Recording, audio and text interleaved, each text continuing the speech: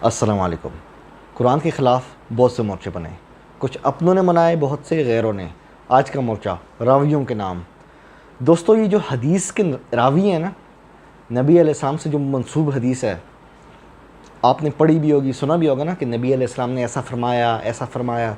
تو وہ جو چین ہوتی ہے نا، راوی جو کہتے ہیں میں نے فلاں سے سنا، وہ فلاں سے سنا، فلاں سے سنا، ہے نا۔ ہمارا جو بنیادی مقدمہ ہے وہ یہ ہے کہ آیا یہ راوی جو ہیں، نبی علیہ السلام کی بات جو اوپر سے نیچے تک آ رہی ہے، یہ راوی کیا سچے ہیں؟ یہ راوی جو ہیں جو نبی علیہ السلام سے روایات کریں، سچے ہیں؟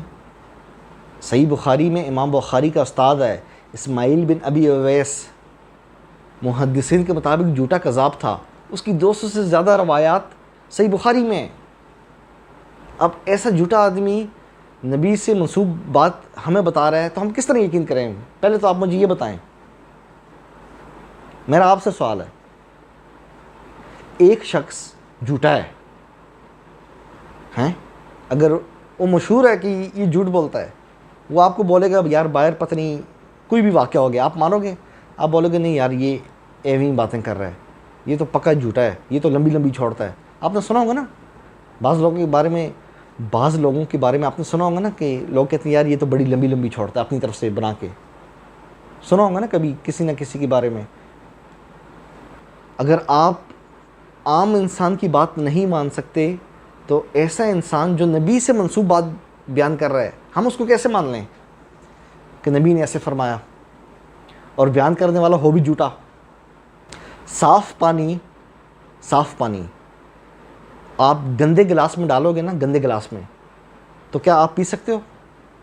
صاف پانی آپ گندے گلاس میں ڈال کے پی سکتے ہو جس کے اندر مٹی بھی لگی ہے اور چیزیں بھی لگی ہیں؟ نہیں پی سکتے نا۔ کیوں؟ کیونکہ آپ بیمار ہو سکتے ہو، ہے نا۔ وہ سارا پانی جو صاف ہے وہ اس گندے گلاس میں آ کے کیا ہو جائے گا؟ گندا ہو جائے گا۔ نبی علیہ السلام کی بات ہمیں جن راویوں کے ذریعے مل رہی ہے وہ راوی گندا گلاس ہیں۔ کوئی راوی ضعیف ہے، کوئی راوی کذاب ہے، کوئی راوی مدلس ہے۔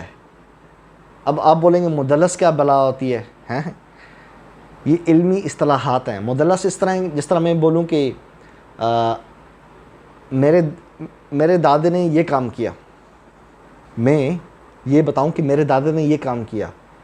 آپ مجھ سے پوچھیں کہ ابو جعفر تنوری صاحب آپ نے اپنے دادے کو یہ کام کرتے دیکھا؟ میں کہوں گا نہیں۔ آپ مجھ سے پوچھیں گے تو پھر آپ کو کس نے بتایا؟ میں بولوں گا مجھ سے میرے والد نے بتایا، میرے ابو نے بتایا کہ ان کے ابو یعنی میرے دادا نے یہ کام کیا۔ اب میں نے کیا کیا؟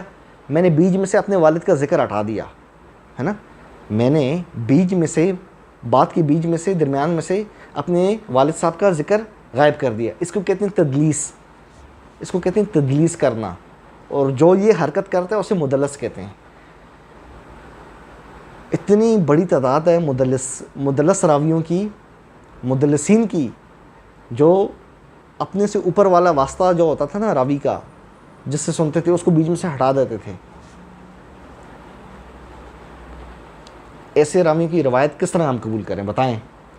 اور پھر مستور راوی، کذاب، ضعیف، مدلس، مستور راوی اس طرح کہ ایک راوی ہے جس کو اس کے زمانے کے لوگ جانتے ہی نہیں ہیں، مطلب کوئی سچا سکہ کہتا ہی نہیں ہے، کوئی بھی انسان اس کی تعریف نہیں کرتا راوی کی اس کی زندگی میں، اس کے مرنے کے بعد لوگ کہتے ہیں جی سچا تھا۔